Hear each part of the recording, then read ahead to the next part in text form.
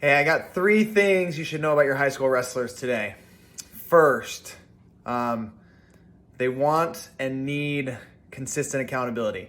Now, this is kind of a trap sometimes for a coach, is because accountability sometimes turns into like being rude or yelling at athletes or discouraging or being like verbally hard on them. That's not really accountability all the time.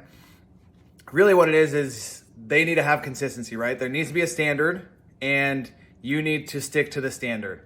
And regardless of how tired you are or how frustrated you might be, the standard's got to stay the same. And if they know that that standard's going to be consistent, they're going to do what they're supposed to do, right? They're going to get the most out of themselves in those workouts and whatever it is you're asking them to do, because they know that it's consistent and they know that you're going to follow through. Number 2, they don't all want to be phenomenal state champion wrestlers. I know this is hard for coaches. My high school coach, when I was in high school, he did a great job of this. We were having a conversation one time and he said, you need to understand why every one of these athletes is here in your wrestling room. They're not all here to be state champions. And in fact, they can't all be state champions because there's just not that many positions to hold. And so you need to know that they're there for different reasons. Find the reason and let that perpetuate you as their coach. I had a teammate, he was my age, never wrestled before. When he came into wrestling, I don't know if his family had ever played sports or anything. He was probably 300 pounds, just a really big kid, out of shape, not that athletic, and he just started wrestling. And of course, his first year was really hard. His second year was hard again. But the transformation this guy made, I mean, he went from 300 pounds to wrestling down at 171 pounds. His body transformed, his confidence increased a ton, and he was never a state champion wrestler. In fact, I don't even know if he was even ever a JV wrestler, but that's not the point. The point is, there was a place where he belonged, he felt valued, and then he was able to accomplish some pretty awesome things because he had that infrastructure built in his life and the accountability to do that. And so that's what a lot of wrestlers are going to need. You will have the phenomenal wrestlers that want to be state champions, and those are great also, but that's not everyone. You can't treat everyone that way either, because you're going to lose a lot of value to you as the coach.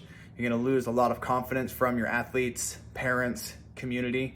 So just be careful with that one. Know that your athletes are there for their reason. Find what their reason is, and then you can build on that. And then the last one is they need to be reassured and appreciated. And again, this is a hard one for coaches, because in sports, most reassurance and most appreciation is given after performance, right? Oh, you did a great job. You're a state champion now. Oh, you did a great job. You wrestled so well today. And that's when you give the compliments, right? My best compliments I ever got were after really challenging practices, and my coach followed me into the locker room after all my post-practice stuff, and he said, hey, good job today, right? You were working really hard. And I remember walking out of those practices feeling like pretty defeated, and leaving those practices feeling pretty good about myself, because it was hard work. And it's not an easy sport, and it's not easy to become really good and successful, or even become proficient at what these young men and young women are trying to do. And so give them those assurances, reassure them, and appreciate them more frequently. Give compliments. That's what you can do as a coach, right? Compliment every chance you get. Not just when things are really cool and awesome, but find little things to give compliments about, and it'll go so far. You'll be amazed at what your athletes will do for you, and then those relationships that you build along the way as well.